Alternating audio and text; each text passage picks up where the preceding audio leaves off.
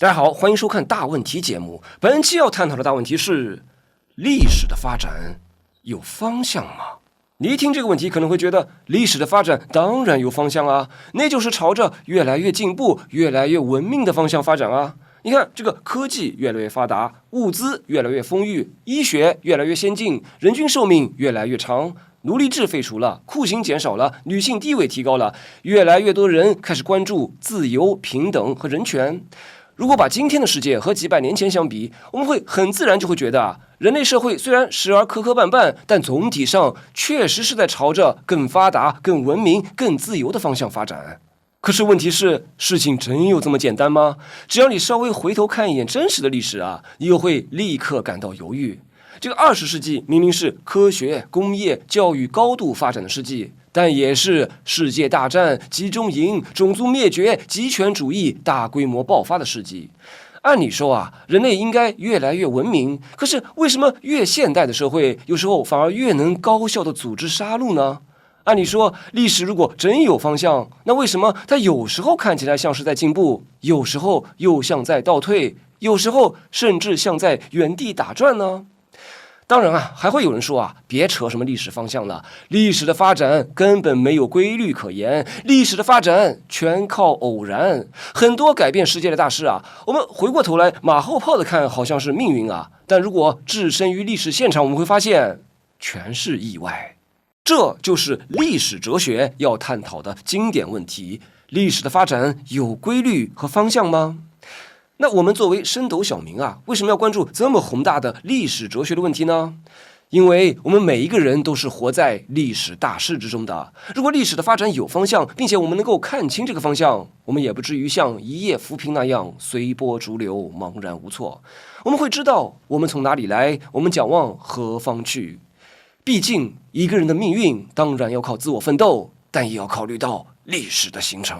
那為了探討清楚這個大問題，本期節目邀請了4位哲學家參與討論，他們分別是秉持唯心史觀的德國哲學家黑格爾，秉持唯物史觀的德國哲學家馬克思，秉持反歷史決定論的奧義英國哲學家波普爾，以及秉持權力歷史觀的法國哲學家福柯。他們會分別闡述他們對歷史是否有方向這個大問題的看法，最終需要你來評一評他們中誰的看法更有道理。好，下面進入會議正片，首先有請德國哲學家黑格爾登場。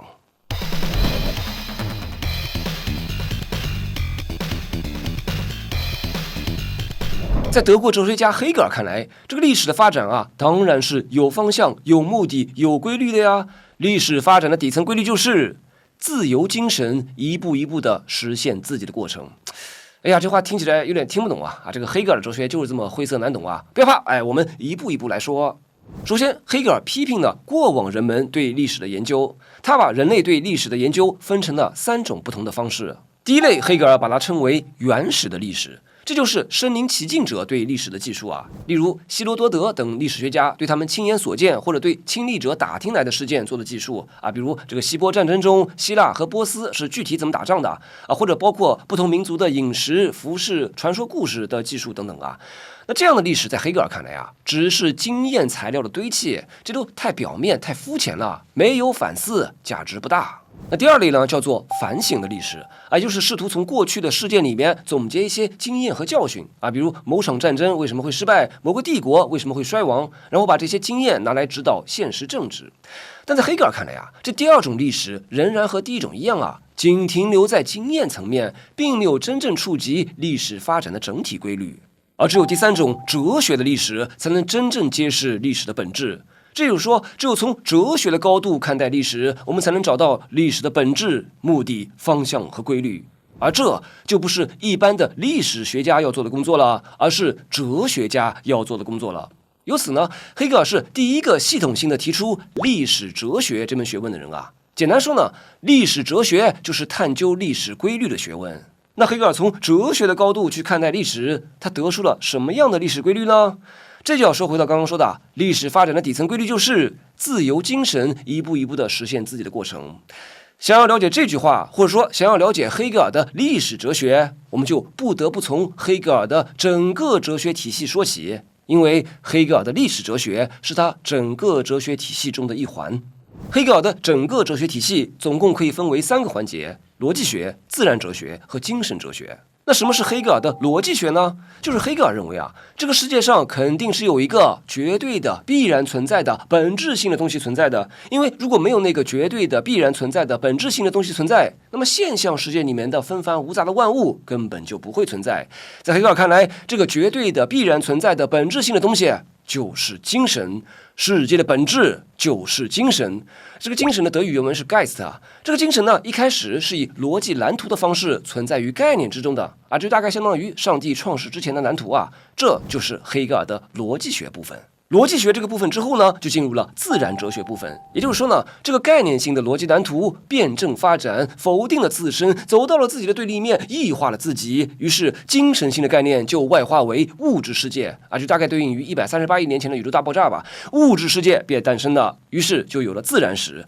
這就是黑格爾的自然哲学部分。然後呢，自然哲学之後就进入了精神哲学部分。也就是这個自然世界變化發展的目的，就是為了演化出能夠產生精神活動的人類。於是歷史就進入了人類文明史，然後人類文明就會必然演化出一種精神追求，就是忍不住要在哲學上追問這個世界的本質是什麼這個宇宙萬法的源頭是什麼。最終人類發現終極答案就是原來這個世界的絕對本質就是精神。因此，作為宇宙絕對本質的精神，就通過人類的精神認識了自身，達成了一種精神的自我認識。這就是黑格爾哲學意義上的自由。黑格爾的自由就是在他者中與自己共在，簡單說，就是在他者中達成自我認識。由此，絕對就實現為絕對精神，絕對精神就是精神借由人類精神的形態認識自己。人類才發現，原來我的精神和作為整個宇宙絕對本質的精神是相通的，它們就是同一種東西。這就是黑格爾的精神哲學部分。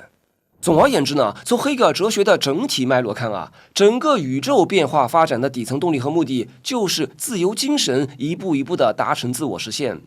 那這個宇宙發展的底層動力和目的，同樣也是人類歷史發展的底層動力和目的，因為黑格爾的歷史哲學是隸屬於他的精神哲學這一部分的。自由精神會借由人類精神這個外掛來實現自我，因而也就會貫穿在人類歷史的發展進程之中。因此，人類歷史的發展方向就是人類的自由一步一步的實現出來的過程。這就是說，人類社會必然會朝着越來越自由的方向發展。好，現在我們知道了黑格爾的歷史哲學的基本原理。那麼這個基本原理應用在人類社會中，會得出什麼結論呢？那就是人類歷史可以被劃分為4個階段，這4個階段也就是人類越來越自由的過程。第一階段是東方世界這是指包括中國和印度在內的東方世界那為什麼東方世界是第一階段呢？因為東方世界是世界歷史最粗糙、最初級、最不自由的階段當然，黑格爾這裡說的是古代中國黑格爾認為，在東方只有一個人是自由的，那就是專制君主。在東方只有主人與奴隸的關係，而在這種主奴關係中，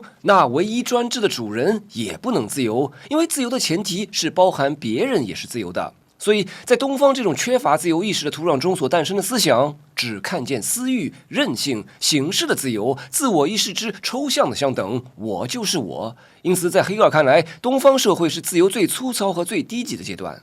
然後歷史發展的第二階段就是希臘世界。黑格爾認為，希臘人發現了自由意識的種子，也就是自己是自由的、普遍的，而且他人也是自由的，他人與我一致，所有的個體都與普遍的我一致。那這種關係才能稱得上是自由人與自由人的關係，以此建立的基本法則才算是符合普遍意志、合乎正義的政治制度，這才是一種普世的法則。不過呢，在黑格爾看來那這種自由呢，只屬於希臘城邦中的公民，奴隸並不被視為真正的政治主體。所以黑格爾認為那希臘社會在人類歷史發展階段就排第2吧。然後第3階段，精神又發展到了羅馬世界。羅馬建立起了完善的法律體系，用法律保護私有財產和一些個人權利，這就比希臘社會更自由了一些。不過呢，羅馬的自由仍然只是一部分人的自由，社會仍然建立在奴隸制之上而且個人依然受到強大的國家權力的約束。所以黑格爾把羅馬社會排在了第3階段。那麼誰才是世界歷史的最高階段，也就是最自由的階段呢？黑格爾的答案是日耳曼世界。这個日耳曼世界其實就是泛指黑格爾所生活的宗教改革後的近代歐洲那為什麼日耳曼世界是最自由的呢？黑格爾認為，宗教改革提出的因信稱義啊，讓人們意識到人是否得救不依賴於教會的權威，而是取決於個人的信仰。換句話說呢，每個人本身都是自由的。此外，國家也不再僅僅是羅馬式的暴力工具，也不是希臘式的未經反思的共同體，而是神在地上的行进。黑格爾認為啊，日耳曼民族建立的國家能夠將個人的主觀自由啊，也就是個人利益以及市民社會的需求，與普遍的公共善啊，也就是國家利益與倫理秩序有機的結合起來，這就是人類歷史發展的最高階段。總的來說呢，黑格爾覺得啊，人類歷史就是人類逐漸認識與實現自由的過程。這一線索呢，用黑格爾的原話說就是：自由在東方、希臘、日耳曼的世界不同，可用下面的抽象看法粗淺地予以表明。在東方只是一個人的自由，在希臘只有少數人自由，在日耳曼人的生活裡，我們可以說所有的人皆自由。這就是人作為人是自由的。這就是黑格爾認為的人類歷史發展的底層線索，從一個人的自由到一部分人的自由，最終到所有人都自由，這就是歷史發展的必然方向。那有人聽了黑格爾的這個歷史必然方向，可能就要懷疑了：這個歷史必然朝着人類越來越自由的方向邁進嗎？事情真有這麼簡單嗎？我們在這個現實發生的歷史裡面，經常看到反例啊，也就是所謂的開歷史倒車。比如一場戰爭帶來巨大的破壞，一個國家突然衰落，然後秩序崩壞，民不聊生，甚至整個文明走向崩潰。那這些歷史倒退經常發生啊，這又該如何解釋呢？其實，對於所謂的歷史倒退的 bug，黑格爾也提出了一套補丁理論，他把它叫做理性的腳跡。什麼意思呢？就說啊，這個歷史發展的底層動力啊，就是自由意識的自我實現嘛。那這種精神性的自由意識啊，在黑格爾的哲學裡面，也就是一種理性。歷史發展的必然方向是朝着理性的方向發展的。但是呢，這個具體實施起來啊，這個理性並不會親自出場啊，它很狡猾的啊，它會躲在幕後，然後借由人類這個外掛來推進。那這些個外掛是什麼呢？就是人類的野心、激情等等這些非理性的東西啊。比方說啊，有些人想要獲得權力啊、財富啊、榮耀啊，那這就會導致一場戰爭啊，或者某個國家衰落等情況啊。那這些行為看起來很混亂啊，但是歷史背後的理性啊，就像是站在幕後的操盤手一樣，悄悄地利用人類這些非理性的行為，把歷史一步一步推進到更大的目標之上。比如說拿破崙，他追求個人的權力與野心啊，確實讓整個歐洲陷入戰爭。但在黑格爾看來啊，戰爭在這個意義上是必要的惡。拿破崙其實在不知不覺中成了歷史發展的工具人啊。通過他發動的戰爭，拿破崙把法國大革命的成果，尤其是拿破崙法典中關於私有財產保護以及民事關係中契約自由的精神，帶到了歐洲各地。這表面上看啊，這看起來好像是在開歷史倒車，但辯證的看，其實這是理性精神借用人類的非理性而下了一盤大棋。總之，黑格爾的歷史哲學告訴我們，人類歷史總體的發展方向必然是朝着人類越來越自由的方向而辯證發展的。這黑格爾的歷史觀產生了很大影響啊，可以說從黑格爾開始啊，歷史哲學才真正成為一個重要的哲學課題。比如，美國政治學家弗朗西斯·福山提出的歷史終結論就深受黑格爾影響啊。福山在上世紀90年代寫作出版的《歷史的終結與最後的人》這本書中就認為啊，自由民主制就是人類政治社會發展的最終形態。黑格爾的歷史哲學影響之巨大，其實啊，遠不僅僅是影響了當代的學者福山啊。早在黑格爾的這套歷史哲學問世後的10年之內，就有一位名叫卡爾·馬克思的青年哲學家也深受其影響。在黑格爾的影響下，馬克思也認為歷史是有哲學的，也就是歷史的發展是有方向、有規律的啊。這一點，馬克思是贊同黑格爾的。但是馬克思不認同黑格爾的地方在於，歷史發展的規律啊，並不源於精神性的自由意識的自我實現，而在於物質性的生產方式的發展進步。人類歷史發展的最終方向也並不是如福山所言的自由民主制，而是共產主義。好，下面有請馬克思出場。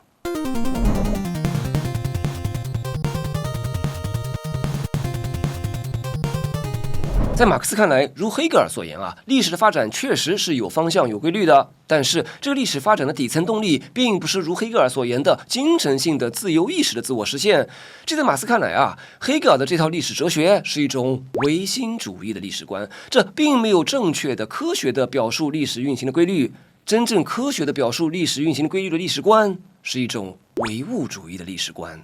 這個唯心主義就是說這個世界的本質是精神性的正如黑格爾所言的 Geist 的精神。然後呢，歷史發展的方向就是自由精神的逐步實現。所以黑格爾的哲學在哲學史上被稱作是德國觀念論 （German Idealism）。這個觀念論 （Idealism） 這個詞其實另一種翻譯就是唯心主義嘛。但是在馬克思看來說是歷史的發展是觀念作為動力的，這就是建立在空想之上的想當然了。相比之下，這個唯物主義強調的是一件很簡單的事情就是人們必須先解決吃穿住這些基本問題，才能從事政治、科學和哲學活動。你說我是黑格爾式的觀念論者我對哲学思考有一種發自內心的熱愛每天都要思考哲學，不思考不舒服。那馬克思會說，等你餓上3天，你就不會熱愛思考哲學了。馬克思的唯物主義的歷史觀叫做歷史唯物主義。這個歷史唯物主義就是說推動歷史發展的力量不是精神性的，而是物質性的。用馬克思的原話說，就是物質生活的生產方式制約着整個社會生活、政治生活和精神生活的过程，不是人們的意識決定人們的存在，相反是人們的社會存在決定人們的意識。這也就是我們在教科書裡面學過的社會存在決定社會意識。所謂的社會存在，主要指的就是物質資料的生產方式，它是由生產力和生產關係組成的。所謂生產力，簡單來說呢，就是人類進行生產的能力，比如使用的工具、技術和勞動方式，主要就是指一些底層的技術条件，比如說石器、鐵器、蒸汽機或者今天的人工智能，這些都屬於生產力。而生產關係則是在生產過程中形成的社會關係，主要就是指誰占有生產資料的問題，比如誰擁有土地和工廠，誰負責勞動，財富又如何分配。馬克思認為，生產力決定生產關係。當新的工具和技術出現時，舊的社會制度和階級關係往往就會隨之改變。用馬克思的原話說，就是隨着新生產力的獲得，人們會改變自己的生產方式；隨着生產方式及謀生方式的改變，人們也就會改變自己的一切社會關係。手推磨產生的是封建主的社會，蒸汽磨產生的是工業資本家的社會。比如說，在這個工業革命之前大多數生產還是依靠手工完成的，比如織布、紡紗、打鐵這些工作往往是在小作坊裡面進行的一個工匠帶着幾個學徒，一點一點的把東西給做出來但蒸汽機出現以後情況就完全不一樣了，機器可以連續運轉，大規模生產。於是生產逐漸從小作坊轉移到了工廠裡面，很多原本分散工作的手工業者開始進入城市裡的工廠，成為工人，而擁有機器和工廠的人則成為資本家。慢慢的，一種新的社會結構就形成了，這就是我們熟悉的資本主義社會。而這就是馬克思剛剛說的手推磨產生的是封建主的社會，蒸汽磨產生的是工業資本家的社會這句話的意思這句話出自馬克思的《哲學的貧困》這本書這本書的書名是為了陰陽黑格爾準確說是通過陰陽普魯東的唯心主義哲學來間接的陰陽黑格爾意思就是黑格爾的那套唯心主義哲學啥也解釋不了，屬於是空想，就顯得很貧困。在馬克思看來歷史發展的動力並沒有黑格爾說的那麼玄乎其實就是生產力不斷進步的過程。當新的生產力出現了，舊的生產關係往往會變得不再合適，社會隨之發生劇烈變革。好，現在我們知道了馬克思的歷史唯物主義的基本原理，那麼這套基本原理應用在人類歷史的發展之上，會得出什麼結論呢？那就是人類歷史的發展分成了如下5個階段。第一個階段，也是最初級的階段，馬克思把它叫做亞細亞社會，這是生產力水平發展最低的一個階段這個亞細亞呢，也就是英文 Asia 這個詞指的就是東方的印度、中東、埃及以及中國當然這裡依然指的是古代中国但在這種亞細亞社會中呢，人們主要依靠簡單的農業工具進行生產，比如說種地、修水渠、建灌溉系統因為這些水利工程往往需要很多人一起合作完成，所以通常需要一個比較集中的權力來統一組織，於是土地往往被看作是整個共同體所有，而個人的生活也往往依附在村莊或者國家這樣的集體之中。那在亞細亞社會之後呢，歷史發展的第二階段是古代奴隸制這裡指的就是希臘羅馬社會。那這時候農業和手工業比以前發展的更大了一些，但生產技術仍然比較簡單，而且為了維護農業和各種手工業生產當時的社會大量依賴奴隸勞動，於是就出現了一種很典型的社會結構：少數公民擁有土地和財產，而大量奴隸則負責從事繁重的勞動。然後歷史發展的第3階段就是封建主義社會啊，這大概對應於西方的中世紀，農業成為社會最主要的生產方式，土地變得非常重要，幾乎所有的財富和權力都和土地有關，土地被一層一層分封給各級領主，而普通農民相比於希臘羅馬的奴隸而言啊，雖然有了一定的人身自由，但仍然依附在土地之上，為領主耕種和勞作，成為所謂的農奴。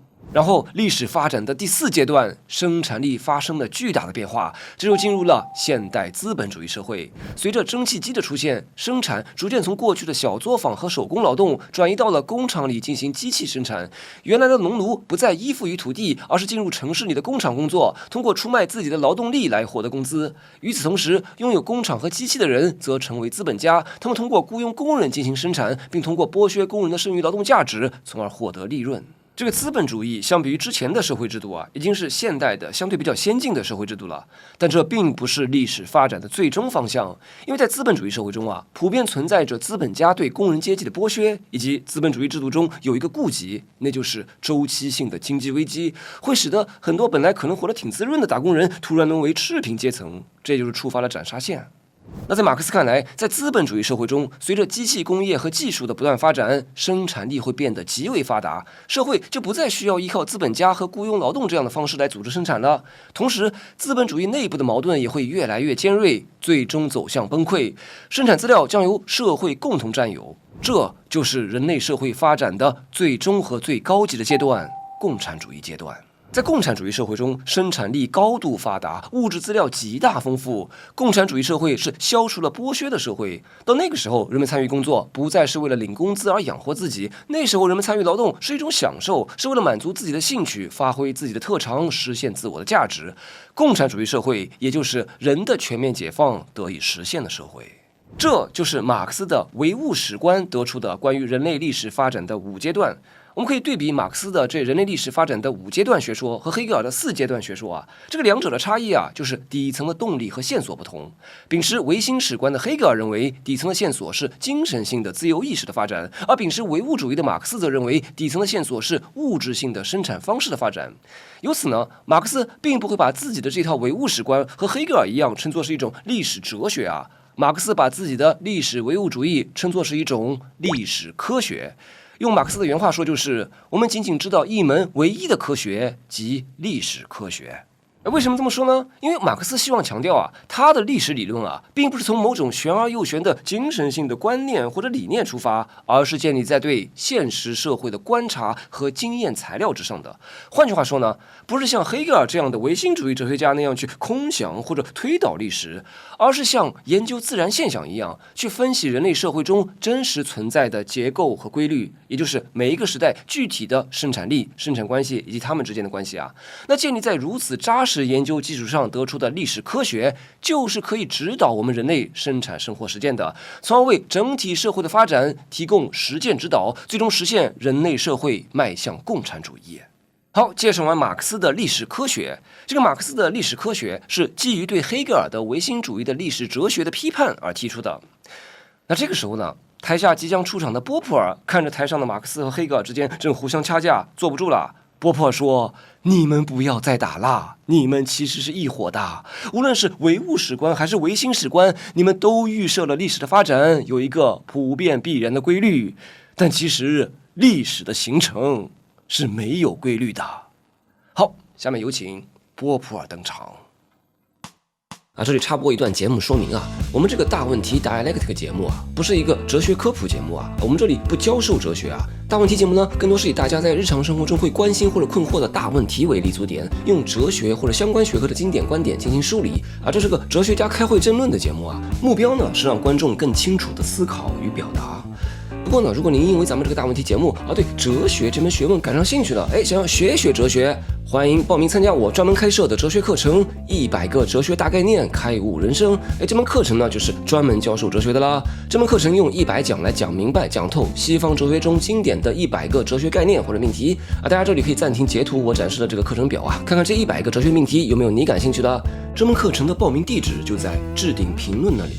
只要能從頭到尾看完這100講的哲學課，能讓你看透世界，理解人性，開悟人生。好，介紹完我的哲學課，接下來我們繼續下半場的大問題研討會。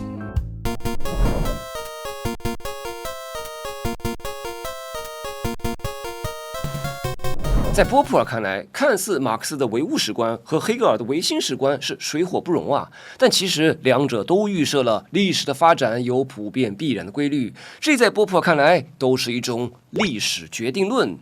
波普爾在他的《歷史決定論的貧困》這本書開篇第一句話就是：本書的基本論點是，歷史命運之說純屬迷信，科學的或者任何別的合理方法都不可能預測人類歷史的進程。這意思就是說啊，無論是黑格爾的唯心史觀，還是馬克思的唯物史觀，這種試圖總結出歷史必然規律的做法，都屬於是給歷史算命。大家還記得之前馬克思陰陽黑格爾的唯心主義的歷史哲學的那本書的書名叫什麼呢？叫做《哲學的貧困》。那波普爾的這本書的書名叫做《歷史決定論的貧困》，屬於是把兩個人都給陰陽了。在波普爾看來啊，人類歷史的發展並不存在普遍必然的規律，我們無法像研究自然科學規律那樣總結出一套能夠預測人類歷史未來的歷史定律。歷史的發展充滿了大量無法預測的偶然性。咱就不說第一次世界大戰是由於像這個机緣巧合發生的薩拉热窝事件才導致的这種被说爛的例子啊，就說提升人類人均壽命最大的一個發明啊，就是這個青黴素啊，它是發明者弗萊明在一次實驗中由於實驗失誤才偶然發現的。總之啊，在人類歷史上啊，由於這種偶然因素導致的重大事件發生的例子啊，不勝枚舉。歷史的發展有很大偶然性的。那在波普爾看來，產生這種偶然性的原因是什麼呢？產生這種偶然性的最重要的原因就是未來知識的不可預測性。這什麼意思呢？就是說啊，包括歷史學在內的研究關於人類社會運行的社會科學啊，它不同於研究像什麼石頭啊、原子啊這樣的自然科學的地方在於，人類是有知識的，人類會運用自己的知識去推動歷史的發展，而知識本身是無法被提前預測的。新的發明、新的科學發現、新的思想都可能在某個時刻出現啊，事先沒有人能準確預測得到。然後人們運用這種新的知識去推動歷史，從而徹底改變社會的發展方向。舉個簡單例子啊，如果你穿越回去問一個上世紀80年代的科技人士，說21世紀最大的科技突破將會是什麼？那他給出的預測呢，可能是城市裡面滿天飛的飛行汽車啊，就像這個電影《回到未來》裡面所呈現的景象啊。但是我們站在今天回過頭來看，誰能想到近50年最大的科技突破是移動互聯網啊，也就是 iPhone 手機。那就像上世紀80年代的人無法預測我們今天移動互聯網的發展，我們今天的人也無法預測50年後人類社會會發展成什麼樣。未來知識的不可預測性導致了歷史的發展無法被預測。歸根結底，在波普爾看來，是因為人類的知識總是有限的、可錯的、可證偽的。人對世界的理解永遠都不可能完全正確，而總是一個動態發展的過程。金融投機大師喬治·索羅斯繼承了波普爾關於人類無法預測歷史這一看法啊。提一下，這個索羅斯是哲學系出身的啊，他師從的就是波普爾。索羅斯認為啊，人們對未來的預測就會改變歷史發展的方向，從而使得歷史的發展變得無法預測。這就是索羅斯提出的反身性啊。比如說，有個人從未來穿越回來，告訴人們10年後房價會大跌。那如果人們相信這個預測的話，就會立即變賣手頭的房產，從而使得10年後可能發生的房價大跌在今年就會發生。這就是對未來的預測就改變了歷史發展的方向，從而使得歷史根本無法被預測。我們說回來啊，在波普爾看來，歷史無法預測，歷史的發展並無規律可言。但是注意哦，這個波普爾的意思啊，並不是說歷史的發展就是雜亂無章的一團混沌啊。波普爾的意思是說啊，歷史的發展並不存在一種如馬克思和黑格爾所言的普遍性的必然規律。這個歷史的發展啊，只存在一些局部的特定時代的模式或者趨勢啊。比如說呢，在19世紀的歐洲，馬克思觀察到資本越來越集中，貧富差距不斷擴大的這麼一個特定時代的局部趨勢。那這在當時看來呢，確實是一個趨勢。但在波普爾看來啊，馬克思錯就錯在他把這個局部的趨勢擴展成了一種普遍必然的歷史規律或者歷史科學了啊。於是就預言說，那這種趨勢會一直持續下去，最終導致資本主義的崩塌。但是後來我們看到，歷史的發展並沒有如馬克思的歷史科學所預言的那樣。後來，資本主義社會中出現了工會運動，出現了社會福利制度以及各種社會改革，比如政府逐漸推出最低工資、社會保障、勞動保護等制度，這些都在一定程度上使得工人的生活境況得到了改善，從而使得資本主義制度一直持續下去。馬克思基於他的歷史科學給出的預測並沒有應驗。當然，這時候後世的馬克思主義者會為馬克思的歷史科學做辯護，說為什麼資本主義制度非但沒像馬克思預言的那樣崩塌，反而還保持着旺盛的活力呢？那是因為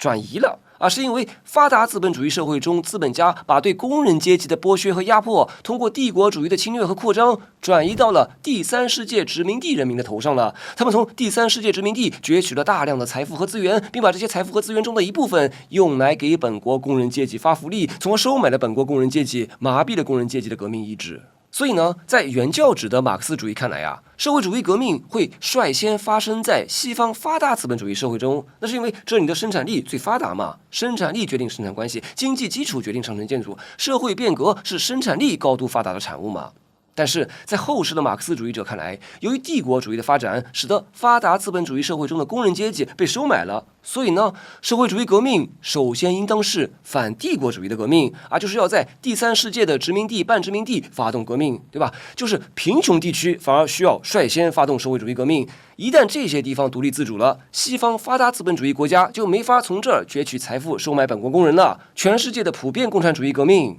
就能實現了。但是面對這一套解釋，波普爾會說：“那你這種說法就不具有可證偽性了嗎？”我們知道這個波普爾作為史上最著名的科學哲學家之一，他的一個招牌學說就是區分科學和偽科學的標準就是可證偽性。什麼意思呢？就是這個科學理論之所以科學是因為它在邏輯上是存在反例的，是可證偽的比如說，金屬受熱會膨脹就是一個科學命題，因為你如果做實驗發現某個金屬受熱以後沒有膨脹，那麼這個命題就會被證偽，因此這就是一個可證偽的科學命題。那什麼是偽科學呢？這個偽科學就是不可證偽的。波普爾自己批判過的偽科學就包括弗洛伊德提出的精神分析學。这个弗洛伊德提出的那套精神分析怎麼說都可以對怎麼着都能圓回來。我們都知道弗洛伊德提出過所謂的戀母情結就說這個兒子小時候喜歡媽媽仇視父親。那有人就說了，不對我小時候跟我爸更親那弗洛伊德就解釋說轉移了，轉移了就是戀母情結轉移了我們把它稱作是戀母情結的逆向形成這是你把你潛意識中對父親的仇視轉化成了親近。你們看，這弗洛伊德怎麼說都能圓回來，他就不具可證偽性，是一種萬能理論。同理呢，在波普爾看來，馬克思口口聲聲說自己的歷史理論是一種歷史科學，但是當這種所謂的科學碰到反例的時候比如說發達資本主義將會被社會主義取代這個預言並沒能應驗的時候，那後世人就解釋說轉移了，轉移到第三世界那裡去了，這也屬於是萬能解釋。在波普爾看來包括黑格爾提出的所謂的理性的矯計也是不可證偽的萬能理論為什麼歷史沒能往更自由、更理性的方向發展進步，反而開倒車了呢？是因為理性在背後下了一盤你根本看不懂的大棋。所以在波普爾看來，這種所謂的歷史科學是一種偽科學，而且波普爾進一步指出，這種偽科學的歷史決定論不僅是錯誤的，而且是有害的。如果人們真的相信歷史存在某種普遍必然的規律，未來一定會向某種理想社會邁進，那麼這種想法本身就很危險。你想比方說有人堅信社會一定會邁向某種理想形態，那麼就很容易產生一種衝動，就是既然未來已經注定，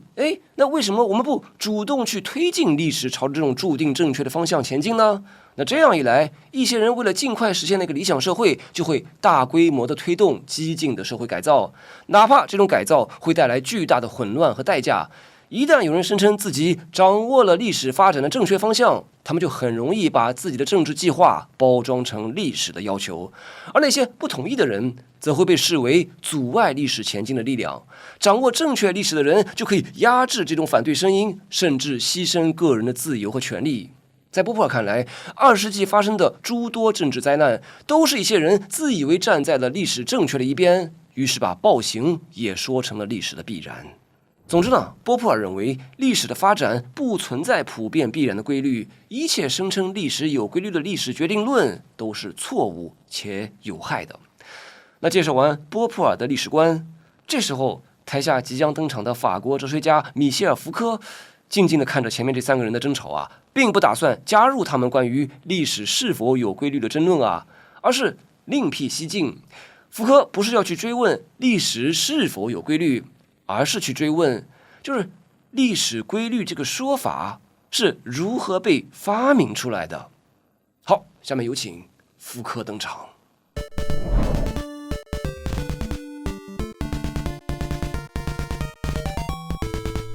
之前的幾輪討論呢，黑格爾說歷史有目的，目的是自由精神的自我實現；馬克思說歷史有方向，是由生產力與生產關係的辯證運動最終導向共產主義。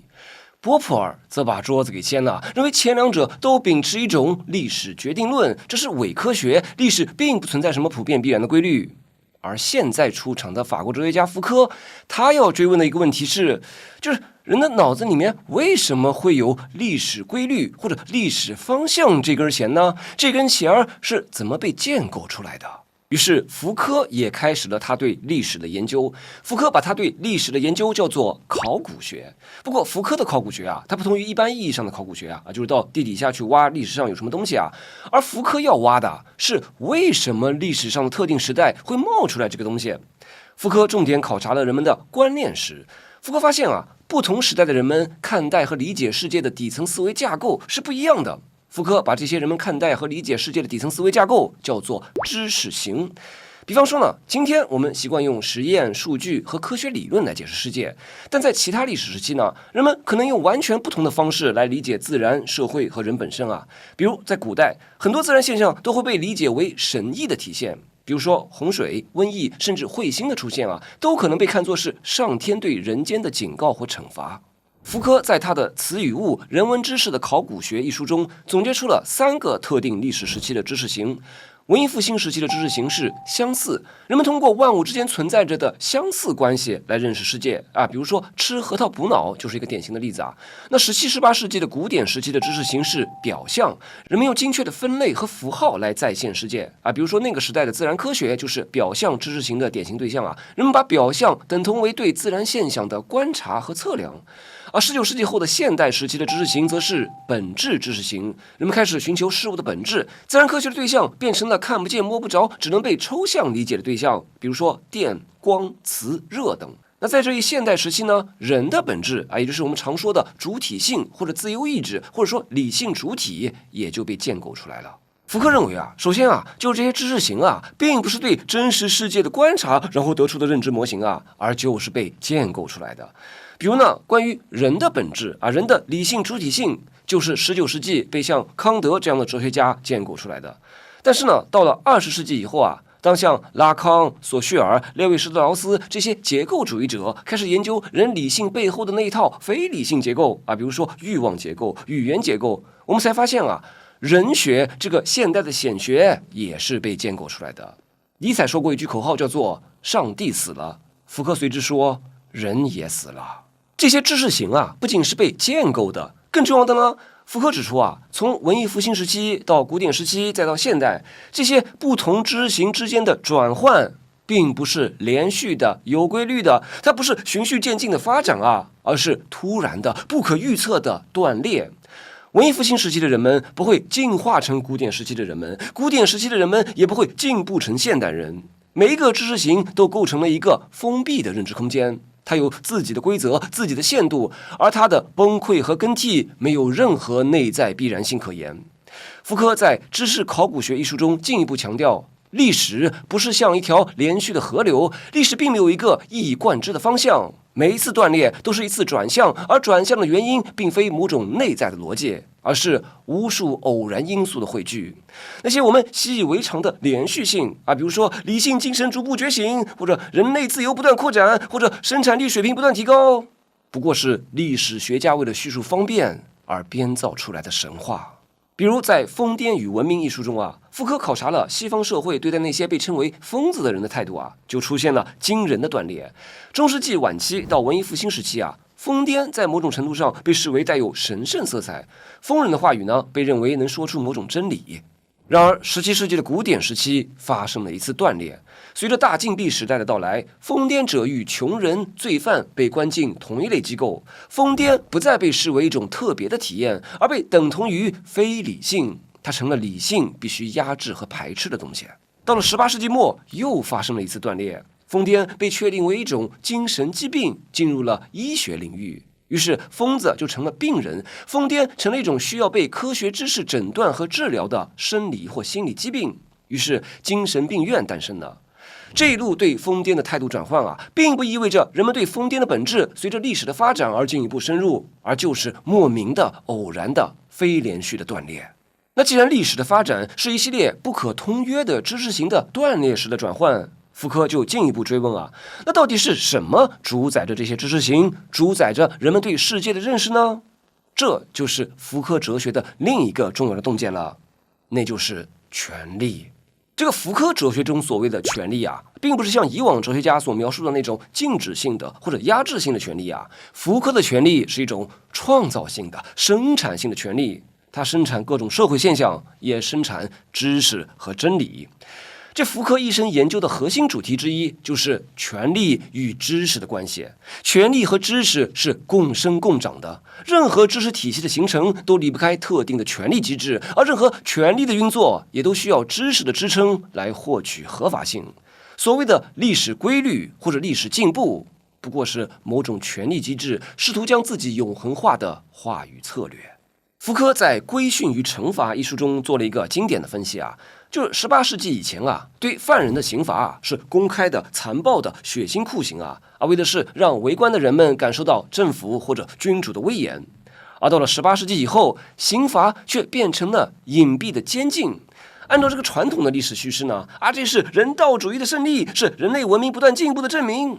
但福柯告訴我們，事情遠沒有那麼簡單。監獄的出現啊，並不是因為人們突然變得仁慈了，而是因為一種新的權力運作方式誕生了，那就是規訓權力。規訓並不需要通過公開處刑來展示君主的威嚴啊，它通過時間表的安排、空間的劃分、行為的監督、常態化的評估，將每個人變成溫順而有用的身體。這種轉變啊，不是歷史的進步，而是一種權力策略的替換。也就是用一種更精細、更隱蔽、更高效的控制方式，取代了原本粗糙的、暴力的、成本高昂的控制方式。如果非要說有什麼規律啊，那也並不是人類邁向自由的規律，而是權力自我優化的規律。歷史的規律和方向啊，是被權力建構出來的。這一點呢，也體現在福柯對真理生產機制的分析之中啊。福柯指出啊，就是每個社會啊，都有自己的一套真理政治學。它決定了什麼樣的話語可以被承認為真理，什麼樣的人有資格說話。這套體制並沒有讓我們更接近所謂的客觀真理啊，它只是篩選出符合它自身標準的知識，並賦予這些知識以規律的名號。當我們相信歷史有規律的時候，我們實際上是在服從某個特定的真理生產體制。福柯的這一看法呢，被一些學者稱作是歷史主義。所謂的歷史主義就是說啊，歷史就是歷史，並沒有什麼超越於歷史本身的普遍真理和規律。所謂的真理和規律，這些看似永恆的概念，其實都是特定歷史時期被權力建構出來的產物。在福柯看來，歷史不是理性的展開，不是自由的實現，也不是什麼物質生產方式的進步，而是偶然的、斷裂的權力鬥爭。我們以為是真理的東西，其實是權力鬥爭的產物；我們以為是進步的東西，其實是一種統治形式替換另一種統治形式。而我們要做的呢，並不是去找尋什麼歷史規律，而就是像福柯一樣去揭露這些所謂的歷史規律是如何被權力建構出來的。福柯在《什麼是啟蒙》一文中寫道，批判的本質就是對我們自身的歷史存在方式的永恆質疑。這意思就是說啊，批判不再是以永恆真理為標準來評判現實，而是不斷地揭示現實的歷史偶然性。福柯的這種歷史主義的視角，你聽了以後或許會感到不安啊，因為它剝奪了我們長期依賴的心理安全感。如果我們相信歷史有方向，那麼無論現實多麼黑暗，我們總可以安慰自己說這只是黎明前的黑暗道路是曲折的，前途是光明的。但是福柯把這些安慰都拿走了。他告訴我們，歷史不是一部走向光明的史詩，而是一場充滿偶然、斷裂、反轉的荒誕劇。沒有哪條規律保證我們會變得更好，也沒有哪條規律注定我們會變得更糟。但是這也是好事兒啊！恰恰是在這種無方向、無規律的歷史觀中，福柯找到了某種解放的可能性。如果歷史沒有預設方向，那麼未來就不是被某種鐵的規律所決定的。如果權力和知識的結合不是牢不可破的，那麼反抗就永遠是有可能的。福柯晚年在訪談中反覆強調他的研究從來不是要讓人絕望而是要讓人意識到，我們以為不可改變的東西，其實都是歷史的形成。既然它們是歷史的形成的，它們就可以被歷史的改變，歷史是偶然性構成的，這也告訴我們，我們也可以不是這樣。好，介紹完福柯的歷史觀，接下來我們進入本期歷史哲學大問題研討會的會議總結。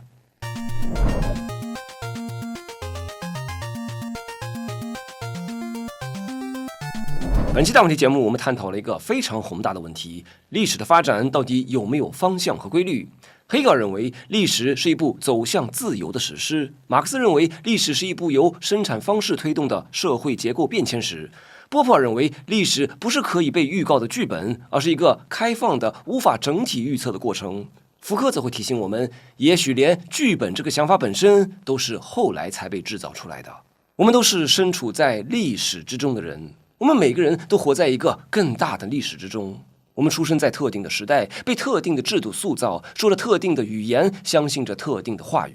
我們以為是自己在選擇人生，卻常常發現選擇的範圍早已被歷史劃定。我們以為自己是自由的，卻常常感到某種無形的力量在推着我們走。